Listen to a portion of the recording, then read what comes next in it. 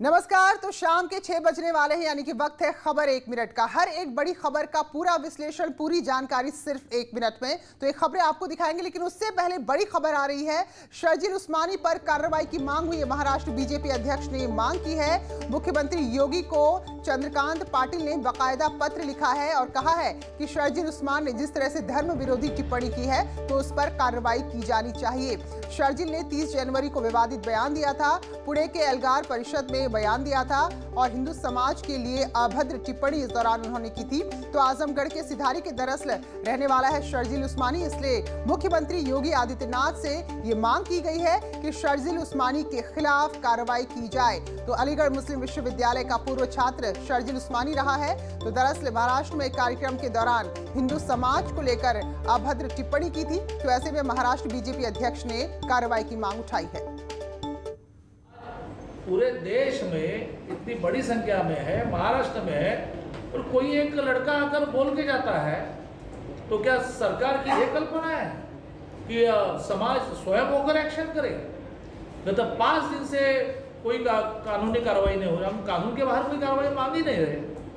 तो कानून के अंतर्गत कार्रवाई 5 दिन से हो नहीं रही, तो ये मूल उत्तर प्रदेश के निवासी है, इसलिए मैंने उत्तर प्रदेश गवर्नमेंट को पत्र लिखा है, उत्तर प्रदेश के योगी जी को पत्र लिखा है कि आप इसमें कुछ करिए। कि आज का हिंदू समाज, हिंदुस्तान में हिंदू समाज बुरी तरीके से सड़ चुका है। जुनैद को हाफिज 14 साला हाफिज मोहम्मद जुनैद को चलती ट्रेन में एक भीड़ 31 बार चाकू मारकर कत्ल कर देती है, कोई रोकने नहीं आता है। 14 साल के बच्चे को वो लोग हमारे और आपके बीच में से आते हैं। मैं सोचता हूँ कि जो लोग लिंचिंग करते हैं, जो लोग कत्ल और तशद्दुद कर रहे हैं, ये कत्ल करने के बाद जब अपने घर जाते हैं तो क्या करते होंगे अपने साथ? कोई नए तरीके से हाथ धुलते होंगे, कुछ दवा मिलाकर नहाते होंगे, क्या करते हैं ये लोग कि वापस आकर हमारे बीच में हमारे साथ उठते हैं, बैठते हैं, खाना खाते हैं, फिल्में भी देखने जाते हैं, फिर अगले दिन फिर किसी को पकड़ते हैं, फिर कत्ल करते हैं, फिर नॉर्मल लाइफ जीते हैं, मोहब्बत भी कर रहे हैं, घर में बाप का पैर भी छू रहे हैं, मंदिर में पूजा भी कर रहे हैं, लेकिन फिर बाहर आकर यही करते हैं। तो इसको इस तरीके से नॉर्मलाइज कर दिया है, इस तरीके से आम बना दिया है कि लिंचिंग हो रही है, कोई बात नहीं।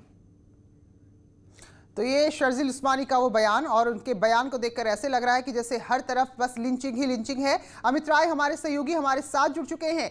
तो अमित, ये बयान जो दिया गया महाराष्ट्र में, पुणे में मुकदमा दर्ज है और अब मांग यूपी के मुख्यमंत्री से भी। देखिए, निश्चित तौर पर चंद्रकांत पाटिल ने साफ तौर पे ये कहा है कि शर्जील उस्मानी ने जो कहा है उस पर कार्रवाई जो है महाराष्ट्र सरकार नहीं कर रही है। हिंदू समाज बड़ी संख्या में कोई लड़का बोलकर चले जाता है, लेकिन 5 दिन से कुछ नहीं हुआ, इसलिए मुख्यमंत्री योगी आदित्यनाथ को खत लिखा गया है और ये कहा उन्होंने कि ये शासन जो है महाराष्ट्र का वो डरपोक है, बहाना बना रही है कि वो मिल नहीं रहा है। महाराष्ट्र पुलिस जमीन खोद का आरोप को ढूंढ कर निकालती है, फिर शर्जील क्या है, लेकिन पुलिस चाहती नहीं इसे ढूंढने पे। लेकिन अभी हमने देखा कि महाराष्ट्र गृह मंत्री अनिल देशमुख का भी बयान आया है कि उस्मानी के खिलाफ मामला दर्ज कर लिया है। शर्जील अभी महाराष्ट्र के बाहर है, उसे ढूंढने की कोशिश कर रही है।